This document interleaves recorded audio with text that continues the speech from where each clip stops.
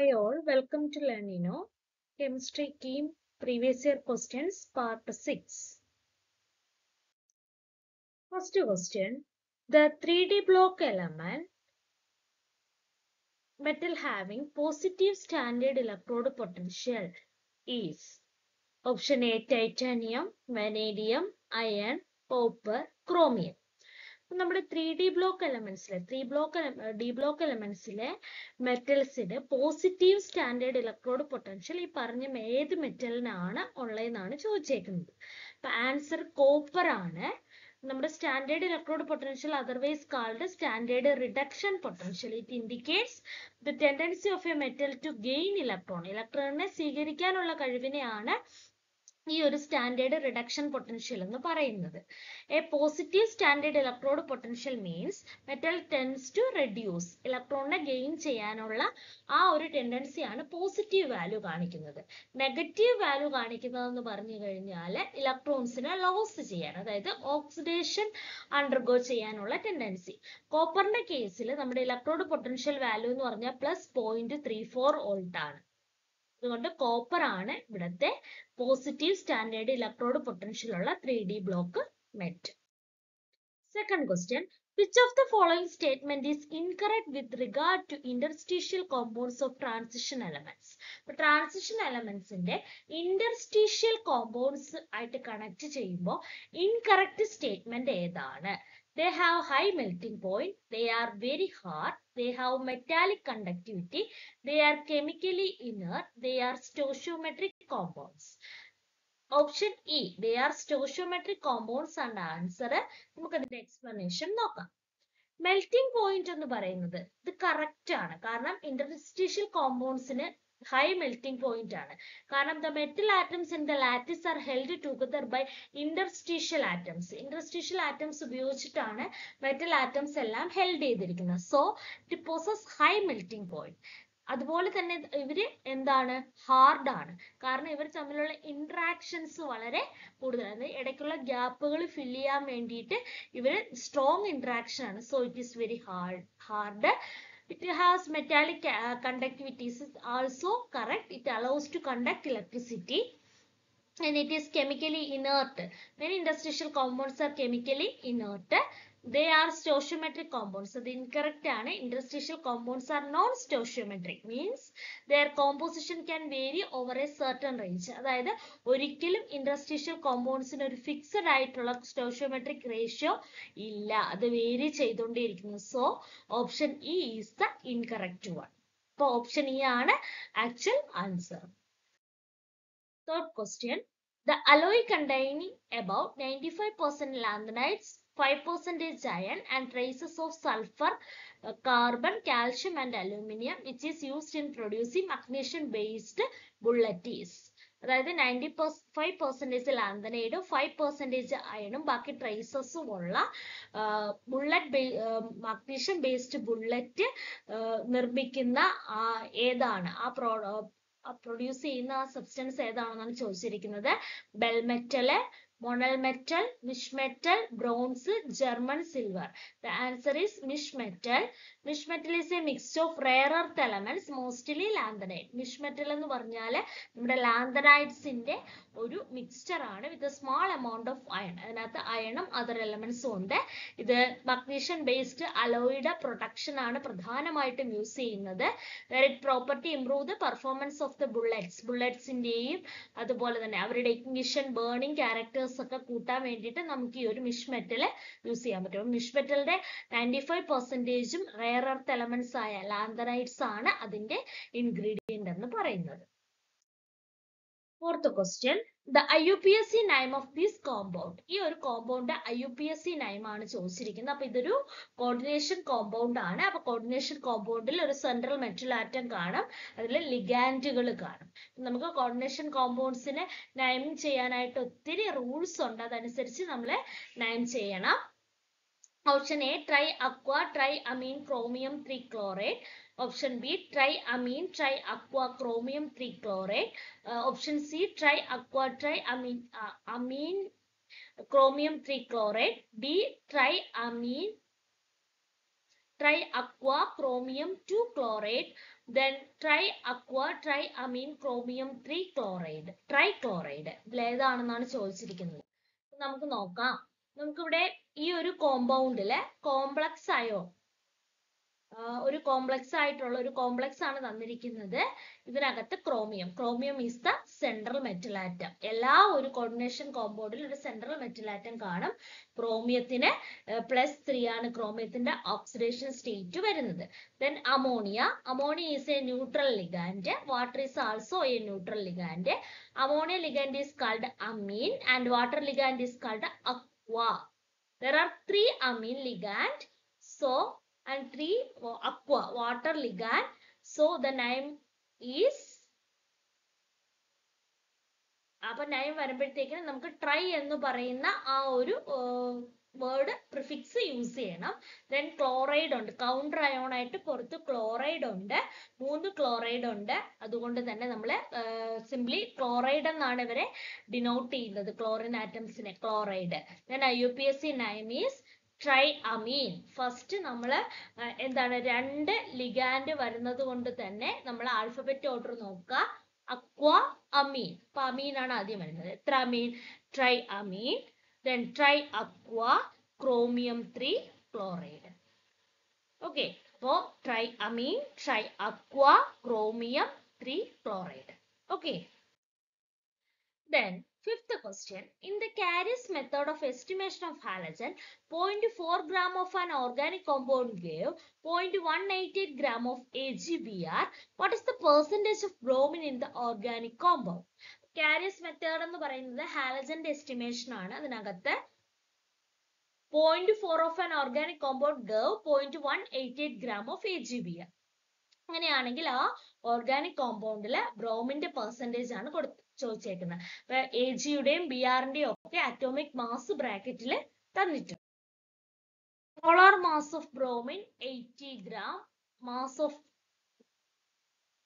AgBr 0.188 gram. Then molar mass of silver bromide എന്ന് പറയുന്നത് സിൽവറിന്റെയും ബ്രോമിന്റെയും molar മാസിന്റെ some ആണ്. Then 108 plus 80, that is 188 gram per mole. ഇപ്പോ number of moles, molar മാസും given മാസും ഉണ്ട്. Number of moles കണ്ടുപിടിക്കുക. Given mass 0.188, molar mass 188 is equal to 1.0 into 10 raised to -3 എന്ന number of moles, silver ബ്രോമൈഡിന്റെ number of moles കിട്ടി. Then mass of bromine, mass കണ്ടുപിടിക്കണമെങ്കിൽ moles of bromine into molar mass of bromine. Moles already നമ്മൾ കണ്ടുപിടിച്ച് 1.0 into 10 raised to -3 into 80 is equal to 0.08. ഇത് നമുക്ക് കണ്ടുപിടിക്കാനുള്ളത് percentage of bromine ആണ്. അപ്പൊ അതിന് വേണ്ടിയിട്ടാണ് നമ്മൾ മാസ് കണ്ടുപിടിച്ചത്. Percentage is equal to mass of bromine divided by mass of the organic compound. അപ്പൊ മാസ് ഓഫ് ബ്രോമിൻ ആൾറെഡി നമ്മൾ 0.08 എന്ന് കണ്ടുപിടിച്ചു. Mass of the organic compound എന്ന് പറയുന്നത് 0.4 ആണ്, ഇൻറ്റു 100 ഈസ് ഈക്വൽ ടു 20%. 0.4 നമുക്ക് തന്നിട്ടുണ്ട്. നമ്മൾ ആദ്യം മോളാർ മാസ് ഓഫ് ബ്രോമിനും മോളാർ മാസ് ഓഫ് AgBrഉം കൂടെ വെച്ചിട്ട് മാസ് ഓഫ് AgBrഉം കൂടെ വെച്ചിട്ട് മോളാർ മാസ് ഓഫ് AgBr കണ്ടുപിടിക്കുക. Then given mass by molar mass വെച്ചിട്ട് മോൾസ് ഓഫ് AgBr കണ്ടുപിടിക്കുക. ദെൻ ബ്രോമിന്റെ മാസ് കണ്ടുപിടിക്കുക. ഇനി ബ്രോമിന്റെ മാസ് ഉപയോഗിച്ച് mass divided by total mass of the organic compound into 100 ചെയ്യുമ്പോൾ പെർസെന്റേജ് ഓഫ് ബ്രോമിൻ കിട്ടും. That is 20% is the correct answer. Sixth question, which one of the following compound can exhibit both optical and geometrical isomerism? അപ്പൊ isomerism നമുക്കറിയാം, same chemical ഫോമിലെയും different സ്ട്രക്ചറും വരുന്ന അല്ലെങ്കിൽ different ways of arrangement ആണ് isomerism എന്ന് പറയുന്നത്. അത് optical isomerism ഉണ്ട്, geometrical isomerism ഉണ്ട്. നമുക്കിവിടെ കുറെ കോമ്പൗണ്ട് തന്നിട്ടുണ്ട്. ഇതിനകത്ത് രണ്ടും കാണിക്കുന്ന കോമ്പൗണ്ട്സ് ഏതാണെന്നാണ് ചോദിച്ചിരിക്കുന്നത്. 2-chloropent-2-ene, 5-chloropent-2-ene, 4-chloropent-2-ene, 3-chloropent-1-ene, 3-chloropent-2-ene. Answer is 4-chloropent-2-ene. The compound has a double bond at the second position. അപ്പൊ നമുക്ക് 4-chloropent-2-ene എന്ന് പറഞ്ഞാൽ രണ്ടാമത്തെ പൊസിഷനിൽ ഒരു ഡബിൾ ബോണ്ട് ഉണ്ട്. ഇനി ഫോർത്ത് പൊസിഷനിൽ ക്ലോറിൻ ആറ്റം ഉണ്ട്. This structure allows both cis and trans optical isomers. അപ്പൊ നമുക്ക് അതിലെ ബോത്ത് സിസും ട്രാൻസും ഒപ്റ്റിക്കൽ ഐസോമർസും ആയിട്ട് എഴുതാനും പറ്റും. This molecule has A കൈറാൽ centre at carbon 3. കൈറാൽ centre എന്ന് പറയുമ്പോഴത്തേക്കിന് നമ്മുടെ കാർബണിന് ചുറ്റും 4 വ്യത്യസ്തമായ ആൾക്കാരാണ് എന്ത് വാലൻസ് സാറ്റിസ്ഫൈ ചെയ്തേക്കുന്നത്. അതായത് ഹൈഡ്രജൻ ഉണ്ട്, ക്ലോറിൻ ഉണ്ട്, ഒരിടത്ത് മീഥൈൽ ഗ്രൂപ്പ് ഉണ്ട്, ഈഥൈൽ ഗ്രൂപ്പ് ഉണ്ട്. അങ്ങനെ കൈറാൽ കാർബൺ ആണെങ്കിൽ അത് എന്ത് ചെയ്യും?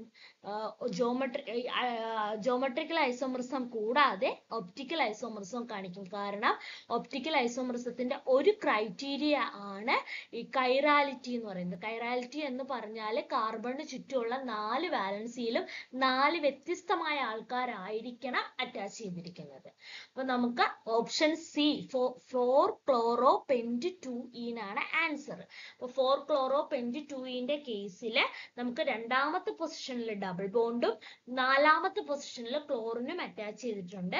So cis trans isomerism is possible. So it exhibit geometrical isomerism.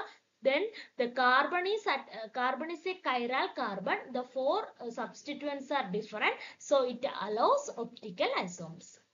Okay. Then 7th one, which one of the following nucleophile is an ambidentate nucleophile? CH3O minus, HO minus, CH3COO minus, H2O, Cn minus. Option is Cn minus.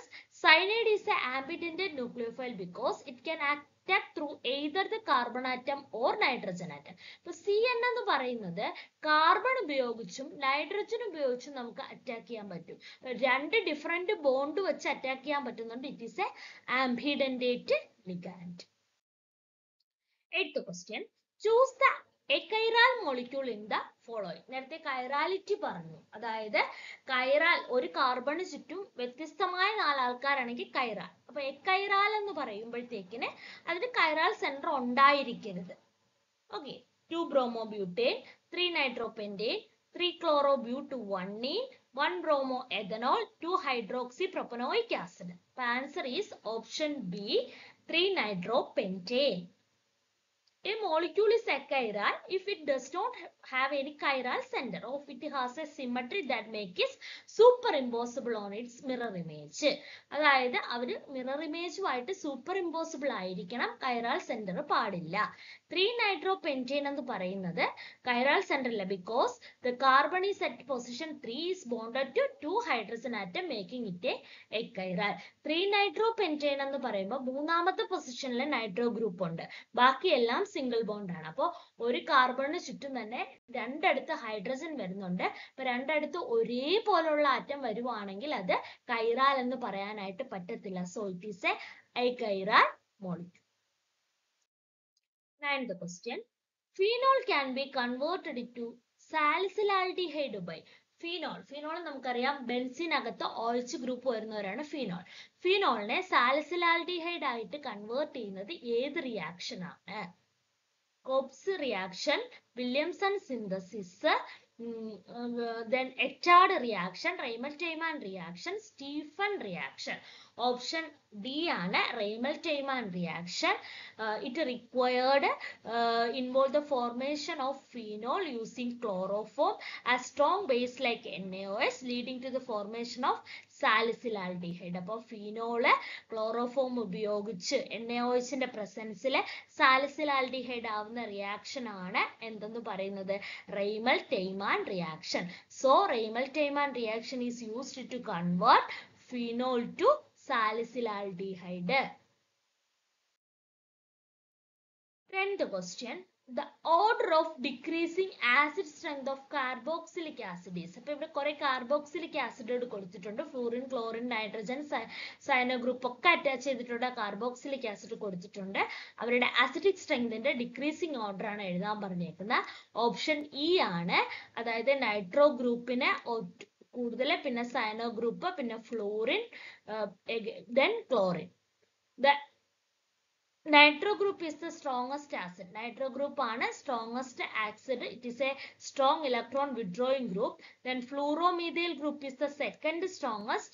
Then chlorine. Then cyanomethyl group is the least acidic due to the relatively weaker electron withdrawing group. Cyano group ആണ് ഏറ്റവും weak acid. Nitro group ആണ് ഏറ്റവും strong ആയിട്ടുള്ള acid. So option E is the answer.